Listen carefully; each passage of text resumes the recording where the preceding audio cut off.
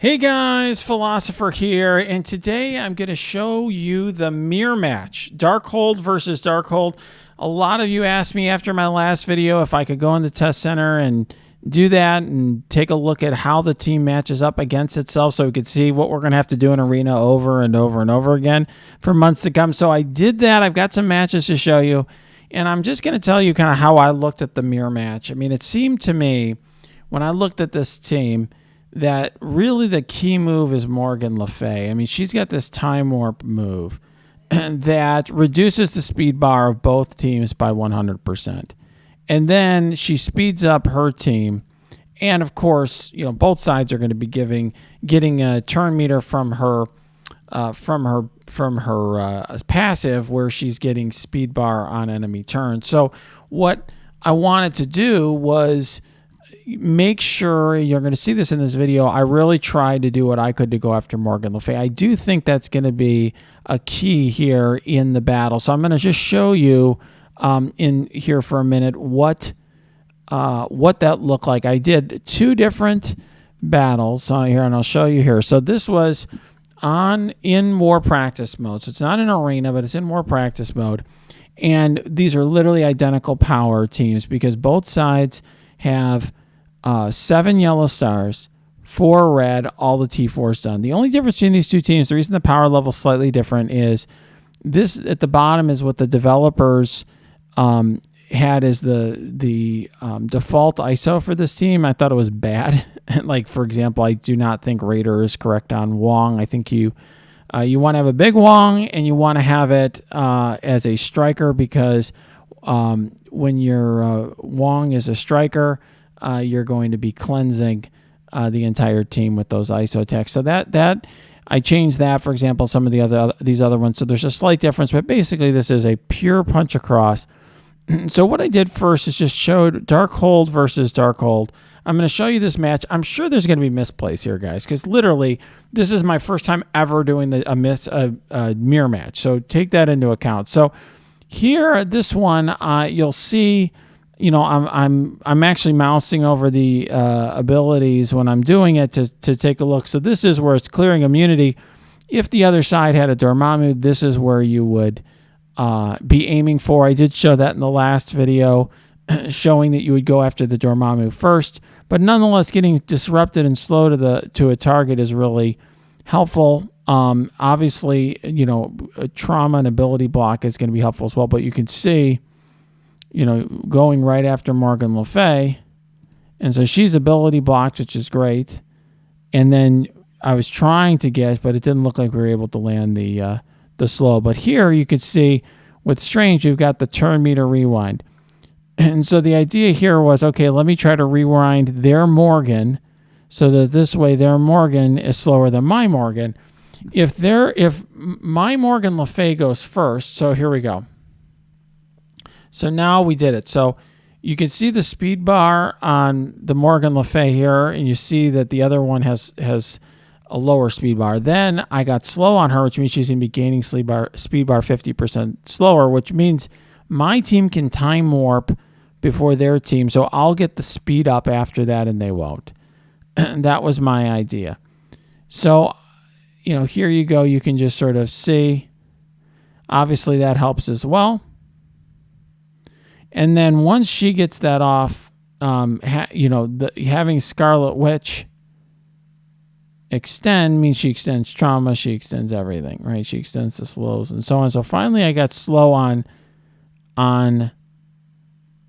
my Morgan Le Fay, and my Morgan Le Fay now is behind the other one, but the other one never, I think, hasn't taken the turn. So all right, so now I have Wong go after her. Basically, if I can kill Morgan Le Fay, I figured that was a good thing.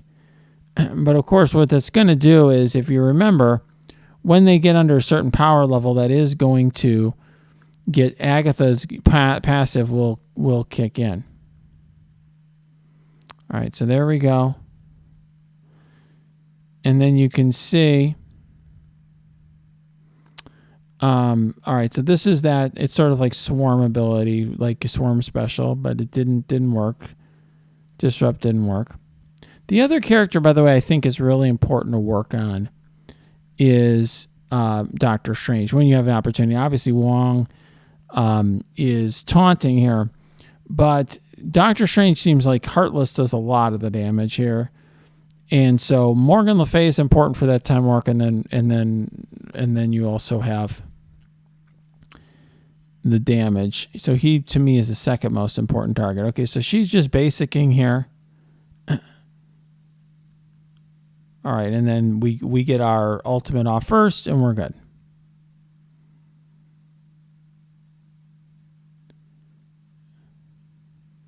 The goal is to try to get rid of Morgan Le Fay before she uses her time warp. That was my thought process on how to do this mirror match. It went very easily, but we had the turn advantage. We went first. That could have just been luck that we went first here. So I did do this. There is a second match. But you'll see here, by the time they get rolling, they're already much lower in health than us. So it gives us quite an advantage. This is the passive of Agatha Harkness, who when the team gets low in health, they stealth and they get these buffs and so on. So you can see what I did. Wong, his middle attack really does well against Death Proof. So you see I go after Morgan there. You can see, look at that. It's clearing almost all the Death Proof. There you go. So it did. And then I figure I've got the advantage. If I've got Morgan Le Fay at full health and they don't, we're in good shape. Now I'm going after Wong just to get rid of his retaliations. And then my Wong is getting a little small. I have like a shrunken Wong there. And so we are getting him filled up again.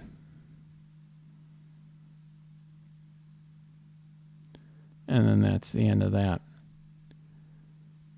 My takeaway on this is that this is a mirror match.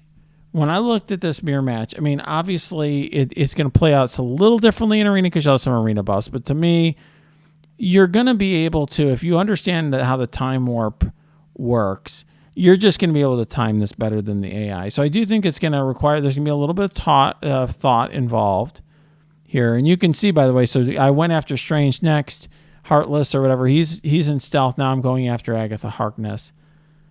And then the splash damage, of course, from the Strange basic hits adjacent. So there you go. So I think that as long as you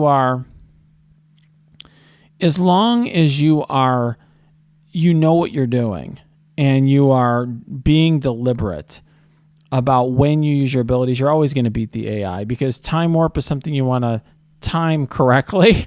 And you're going to know who to aim for, and so on. The AI won't. So I do think this is going to be a bit of a drawn out battle with all of the buffs and debuffs and protecting all the passive Agatha Harkness, putting them in stealth when they get in low health, that sort of thing. So, now what I did is I took out Scarlet Witch, and I put in Dormammu. And I think this is probably for Arena going to be the better team, because I think that Scarlet Witch does bring important things to the team in the form of an extend of debuffs, which is very important. I do think that the equalization of health is nice, but and certainly the Darkhold passives help a lot. But Dormammu gives you 2 lives for your 4 good Darkhold characters, strongest Darkhold characters. So to me, getting a second life is pretty big. He also has that one move early on where he's going to take somebody out the battle by putting trauma and stun on him. So now, notice this time they went first.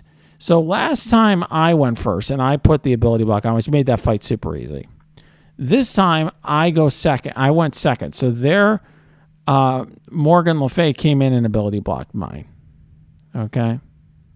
So now I'm at a disadvantage in this fight because I lost the coin flip. And I had to just basic with my Morgan Le Fay. But I still basically did a lot of the same stuff. So we did what we were going to do there with Agatha Harkness. Now, I think I made a mistake there. I aimed towards Scarlet Witch. That was a misplay. All right, I should have been aiming at Morgan Le Fay or whatever. Of course, the AI is silly, is stupid. It did what I did, although I should have known better, and aimed at Dormammu, the reason I put him in the middle, the AI often likes to aim at the middle, and Dormammu has immunity. So I figured he's pretty beefy, and he also gets stealth when he gets low health. Okay, so now we're at a spot where this doesn't look that good, by the way. This looks like a little bit of a tough match because they went first, right? And my Morgan Le Fay wasn't able to get going. And then now I'm stuck behind this taunt. There's a pretty big Wong here that I'm stuck behind. And so, you've got to get out from under the big Wong. All right, so now I could use my ultimate here. I also could use my special, right? And that's why I was looking at Time Warp, because I'm like, okay, their Morgan Le Fay has a full speed bar. And mine does too, and I get to go first. So if I Time Warp, so this is how you have to look at Time Warp. So which side has more speed bar that they're losing? In other words, if my side's speed bars were all full and the other sides were empty, Time Warp would actually hurt me to use here. But what I see here is, okay, Dormammu's full, but Strange is empty, Wong is empty, she's about 2/3 full. And if you look at the other side, Morgan Le Fay's about to go, she's going to Time Warp. And other than Wong, the other three are all, about 75% full. So that's why I Time Warp here, to prevent their Morgan Le Fay from doing it first. Now you can see, because they get turn meter when I take a turn, that they're already back pretty full up, but I'm a little ahead. Wong's going to go first. Agatha Harkness, my Heartless. I think all of my characters will go first before they do. So I got to stun their Wong. Now I get to go at their Wong with my Wong. Okay, their Strange just looks like he basicked. And so now mine will basic, but see what I'm doing is I'm aiming better than the AI, so I'm going to aim at their Morgan and get the splash damage on the shrunken Wong there. Okay, now this is the move I told you is really nice from Dormammu. In addition to his super ultimate, he's got this move that puts trauma and stun for 2 turns on the enemy. So I just go here. I'm trying to decide who to put him on. I decide to go to was it Heartless or Agatha Harkness that I picked? One of these two, and I'm like, okay, see, there you go. So now Strange is out of the fight. He's got trauma for 2 turns, and he's stunned. That's a problem for Heartless. And that means that I've got an advantage here. It's basically 5-on-4 until that gets cleared away. And so I can aim at Morgan Le Fay, and I know I'm not going to eat a big ultimate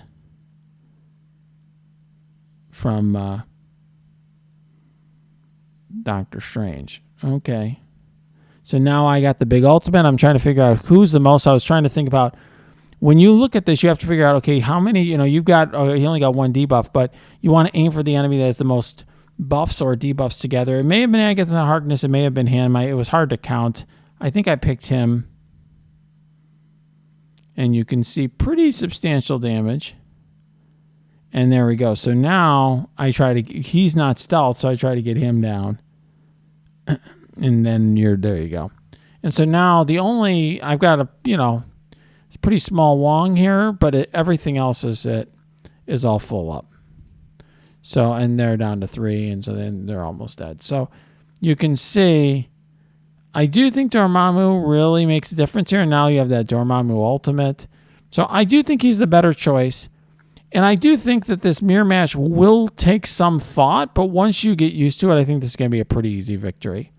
I actually think it's going to be easier for folks than the Infinity Watch one, because you just have more tools. They definitely made it so a human being is going to beat the AI every single time. Okay?